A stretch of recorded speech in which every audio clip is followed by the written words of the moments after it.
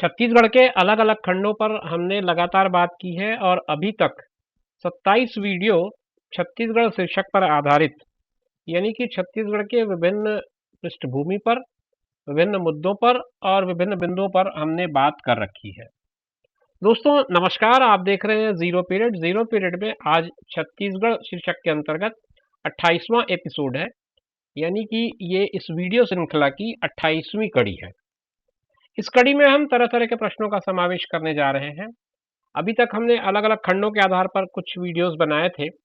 इस वीडियो में आपको कोई स्पेसिफिक खंड या स्पेसिफिक सेक्शंस नहीं मिलेंगे, आपको अलग अलग तरह के प्रश्न मिलेंगे। एक साथ सामूहिक रूप में हम इनका डिस्कशन करेंगे।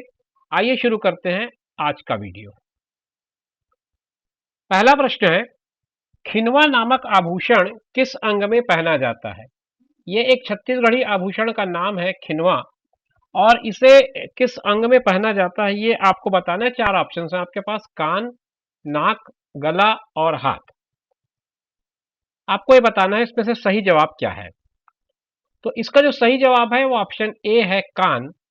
इसको कान में पहना जाता है और ये एक तरह से झुमके का ही रूप है और ज्यादातर ये चांदी या सोने का बना होता है, या तो चांदी का बना होता है या सोने का बना होता है। तो झुमके का ही एक रूप है जिसे छत्तीसगढ़ी में खिनवा कहा जाता है और इसे कान में पहना जाता है। अगला प्रश्न है, इनमें से कौन सी नदी छत्तीसगढ़ में नहीं प्रवाहित होती? ध्यान से पढ़ लें प्रश्न को। प्रश्न में नहीं शब्द का प्रयोग किया गया है। ये 4 नदियों के नाम है, पेन्ना, केलो, बुराई और इब। ये 4 नदियों में से कौन सी ऐसी नदी है जो छत्तीसगढ़ में प्रवाहित नहीं होती, यानी कि छत्तीसगढ़ में ये नहीं बहती, ये आपको बताना है। आपने अगर प्रश्न ठीक से पढ़ा तो आपके पास जो 4 ऑप्शन है उसमें पहला ऑप्शन ही आपका करेक्ट ऑप्शन होगा, पेन्ना नदी।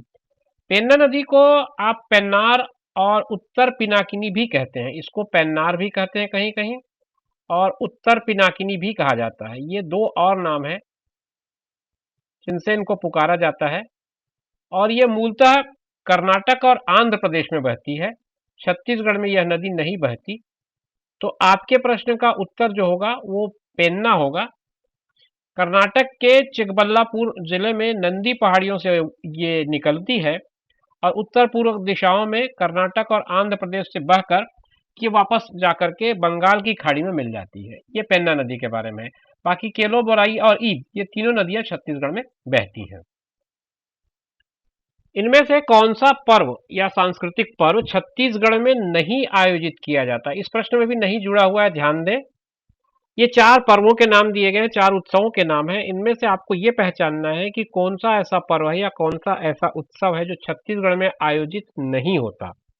ऑप्शन है चक्रधर समारोह, भोरमदेव महोत्सव, सूरज कुंड मेला और सिरपुर महोत्सव। तो आपको इसमें से पहचानना है। इसका जो सही जवाब है वो ऑप्शन सी है, सूरज कुंड मेला। सूरज कुंड मेला के बारे में हम अभी बात कर लेंगे। चक्रधर समारोह आपको पता है ये रायगढ़ में होता है और ये नृत्य का एक समारोह है। भोरमदेव महोत्सव कवर्धा यानी कि कबीर धाम यानी कि भोरमदेव में ही होता है, और सिरपुर महोत्सव सिरपुर में होता है। ये सब तीनों के तीनों छत्तीसगढ़ के जाने मानी जगह हैं, जाने माने महोत्सव हैं। सूरज कुंड मेला की अगर बात करूं तो सूरज कुंड मेला जो है वो हरियाणा में, हरियाणा प्रांत है और फरीदाबाद शहर, ये 2 बातें नोट कर लें। फरीदाबाद शहर के दिल्ली के निकटवर्ती सीमा से लगे सूरज कुंड में ही होता है और ये हर साल होता है।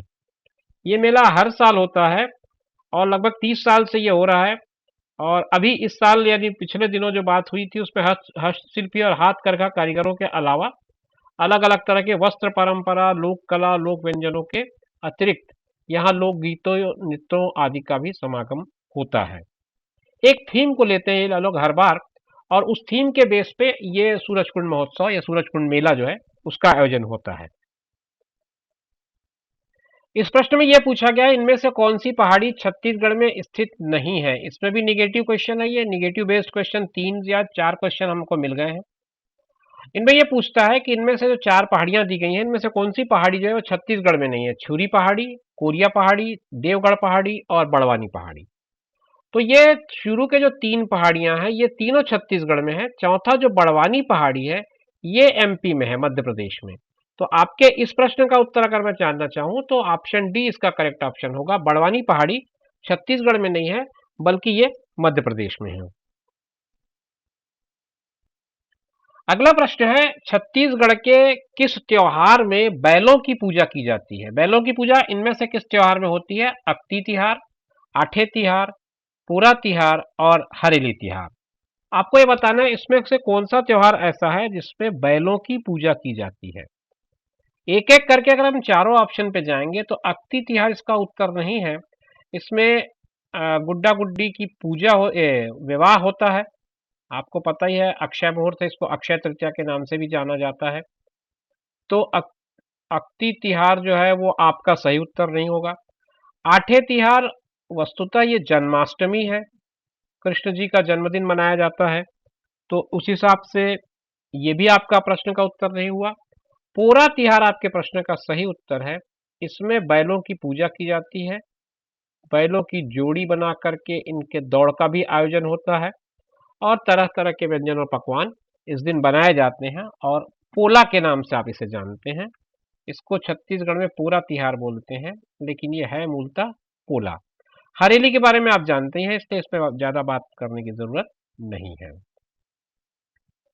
अगले प्रश्न में आपसे ये जानना चाहा गया है कि देवदास बंजारे किस नृत्य शैली के लिए जाने जाते हैं? देवदास बंजारे का नाम आपने सुना होगा, छत्तीसगढ़ के प्रसिद्ध नर्तकों में इनकी गिनती होती है। आपको ये बताना है कि ये किस नृत्य के लिए जाने जाते हैं? देवार नृत्य, राउत नाचा, पंथी नृत्य या रहस नृत्य। ये देवार नृत्य से संबंधित नहीं है, राउत नाचा से भी इनका संबंध नहीं है, रहस नृत्य से भी इनका संबंध नहीं है। पंथी नृत्य के जाने माने नर्तक हैं देवदास बंजारे। तो इस हिसाब से आपका उत्तर जो होता है वो पंथी आता है। ऑप्शन सी इसका करेक्ट ऑप्शन होगा। आप सी ऑप्शन को चूज कर सकते हैं। अगले प्रश्न में आपसे ऐतिहासिक जानकारी चाहिए गई है। रतनपुर स्थित महामाया मंदिर किन शासकों द्वारा बनवाया गया था? आपको यह बताना है कि किन शासकों ने इस मंदिर को बनवाया है। मराठा शासक थे, तुगलक शासक थे, मुगल शासक थे या कलचुरी शासक थे, ये आपको बताना है। आपके इस प्रश्न के उत्तर के लिए आपको नीचे आखिरी ऑप्शन तक आना पड़ेगा और आपका ऑप्शन डी जो है इसका करेक्ट ऑप्शन है।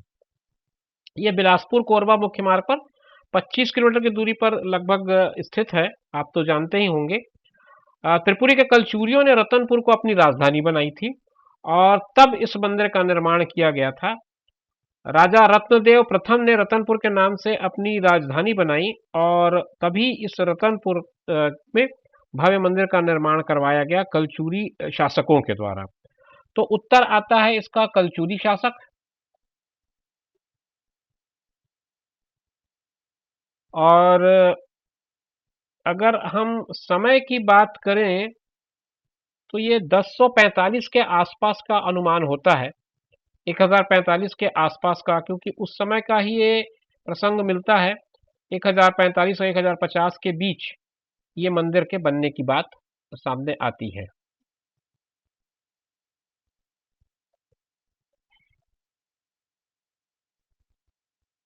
अगले प्रश्न में आपसे यह जानना चाहा है कि बस्तर के तुम्बा शिल्प में किस सब्जी का प्रयोग किया जाता है?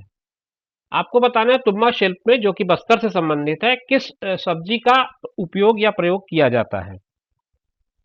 कद्दू, कटहल, लौकी या मूली। चार ऑप्शन है आपके पास। इसका सही ऑप्शन है, आप शब्द को अगर समझेंगे तो उसमें शब्द है तुम्बा। तुम्बा को छत्तीसगढ़ी में तुमा भी कहा जाता है और तुमा को कहा जाता है हिंदी में लौकी। तो आपके प्रश्न का उत्तर इसी में छुपा है, ऑप्शन सी में। जो तुम्बा शिल्प है ये एक दरअसल छत्तीसगढ़ी शब्द तुमा से मिलकर बनता है, या अपभ्रंशित शब्द यह कह सकते हैं। और तुमा जो है वो छत्तीसगढ़ में लौकी के लिए प्रयोग किया जाता है। तो लौकी जो है इस प्रश्न का सही उत्तर होगा। आप इसमें सी ऑप्शन में टिक लगा सकते हैं। अगला प्रश्न, ये इस वीडियो का आखिरी प्रश्न है। इस प्रश्न के साथ मैं इस वीडियो को वाइंड अप करूंगा। इस प्रश्न में यह पूछा गया है कि दोहा गायन छत्तीसगढ़ के किस लोक नृत्य से जुड़ा है? दोहा का गायन जो होता है या दोहा गायन की जो परंपरा है वो कौन से लोक नृत्य से जुड़ा है? आपको बताना है पंथी, सुआ, राउत नाचा या कर्मा। तो मैं आपको बताऊं, पंथी नृत्य में कोई दोहा गायन की परंपरा नहीं है। सुआ नृत्य में भी किसी तरह के दोहा गायन की परंपरा नहीं है। राउत नाचा का जो शुरुआत होता है वो दोहा से होता है। बीच बीच में इसमें दोहे का लगातार उपयोग होता है। एक दोहा के बाद एक तरह से एक पद शुरू होता है। उस पद को अचानक बीच में रोक कर यदि कोई दूसरा दोहा शुरू कर दे तो फिर उसके बाद नया पद शुरू हो जाता है। तो ये इस लोक नृत्य की विधा का कुछ महत्वपूर्ण हिस्सा है, दोहा गायन। कर्म नृत्य में भी इसका कोई संबंध नहीं है। तो आपके प्रश्न का उत्तर आता है सी ऑप्शन, राउत नाचा। इसी में आपके दोहा गायन का जो है प्रमाण मिलता है और उपयोग देखा जाता है। तो दोस्तों, ये एक छोटी सी वीडियो थी जिसमें छत्तीसगढ़ में एक बार फिर हमने कुछ अलग अलग तरह के प्रश्न लिए। कुछ सांस्कृतिक महत्व के थे, कुछ भौगोलिक महत्व के थे और कुछ ऐतिहासिक महत्व के थे। तीनों चारों तरह के विभागों से हमने इस प्रश्नों का संकलन किया और ये आपके लिए प्रस्तुत किया। उम्मीद करता हूँ ये वीडियो आपके काम का रहा होगा। नई जानकारी के साथ नई वीडियो में आपसे फिर मुलाकात होगी। तब तक मुझे दीजिए इजाजत। अपना ख्याल रखिए और उनका ख्याल रखिए जो आपका ख्याल रखते हैं। धन्यवाद।